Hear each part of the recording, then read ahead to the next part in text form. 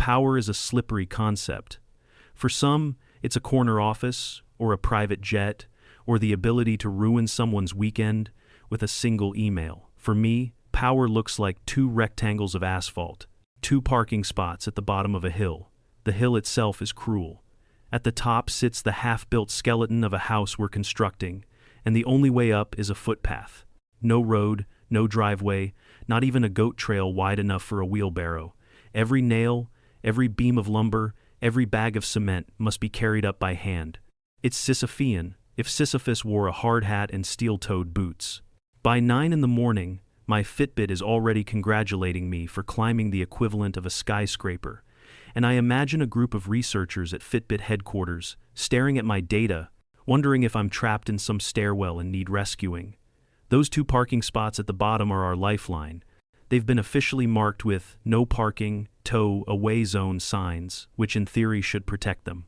In practice, they are like cookies on a plate with a sign that says, "Do not touch." People see the sign and immediately think, this must not apply to me. Half a block away, there's an elementary school. Twice a day, the SUVs descend. Parents idle in red zones, block hydrants, double park. My two spots, my kingdom, are irresistible. They slide in with the air of people who believe rules are quaint suggestions, the kind you can ignore if your child is waiting with a lunchbox. I grew up in a house where rules were ironclad.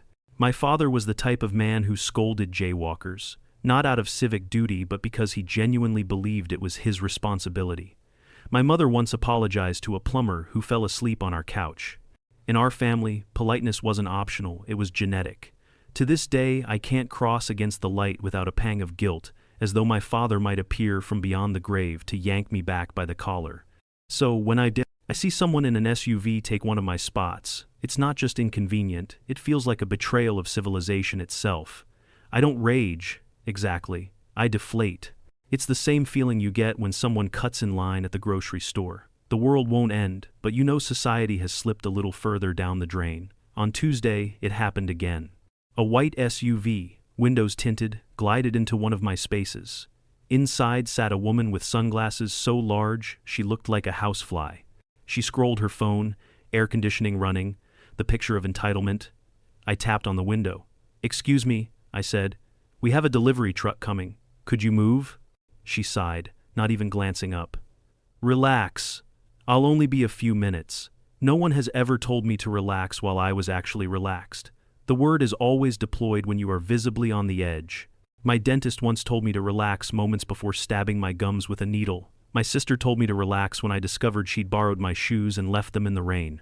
For me, relax is less advice than a provocation, like throwing a lit match onto dry grass. Before I could reply, fate intervened. The lumber truck turned the corner, groaning under the weight of enough timber to build a roof. It was the answer to my prayers delivered on 18 wheels. I pointed at it, then back at her. She finally lowered her window a few inches, just enough to bark. "Can't you just unload around me? It's not that hard." That was it, the golden line. People rarely realize when they've given you the perfect comeback. Usually, you think of it hours later, in the shower. But every so often, life gifts you the setup in advance. You just have to wait. I leaned toward the driver. "Box her in," I said. Within minutes, the SUV was wedged between his truck, a dented sedan, and a bright blue Porta Potty. She was sealed in, snug as a sandwich. We began unloading lumber. Each board that hit the pavement felt like a small act of justice. I even phoned parking enforcement, just to have an official record. "There's a woman parked illegally in our delivery zone," I said, "but don't worry, we're unloading around her." The words tasted sweet. Her child appeared, backpack bouncing. She tried to open her door but couldn't, so she scrambled across the seats to exit the passenger side. Watching her crawl over the console in her oversized sunglasses was better than television. She shot me a glare, loaded her child into the back, then stormed over. "I'm in a hurry," she snapped. "Move your truck, now." The driver shrugged. "Can't," he said. "Company policy, I can't move with an unsecured load." She blinked at him as though he'd claimed gravity was optional. Then she stomped back to her car, muttering. The engine roared. She slammed into reverse, and the porta potty went down with a hollow whomp. If you've never heard one tip over, it's the sound of both comedy and tragedy. I've always thought porta potties were the great equalizer of American life weddings, music festivals, construction sites, everyone suffers together. To see one toppled by entitlement was, in its way, beautiful. Without hesitation, she shifted into drive, gunned the engine, and tried to climb the curb. The SUV bounced once, wheels spinning, stuck halfway like a dog trying to leap onto a bed that's too high. That was when the officer arrived. She stepped out of her cruiser slowly, taking in the toppled porta potty, the lumber, the SUV straddling the curb. Her face was neutral, but I swear I saw her mouth twitch. Inside the car, the woman pounded the steering wheel, screaming. Her child sat silently, the way children do when they realize their parent isn't the hero in the story. And that was my moment. I cupped my hands and called, "Why don't you just drive around it? It's not that hard." The truck driver laughed so hard, he nearly choked. The officer raised an eyebrow. The woman froze, stunned that her own words had returned to slap her in the face. Minutes later, she was in handcuffs. Charges piled up: reckless driving, property damage, child endangerment. The SUV was towed, her child went with a relative, and the porta potty lay on its side like a casualty of war. You'd think I would feel triumphant. And I did, a little, but mostly, I felt amused at the symmetry. Life almost never gives you the perfect comeback at the perfect moment. Usually you think of it hours later, but this time I got to say it right there, in the street, in front of an audience.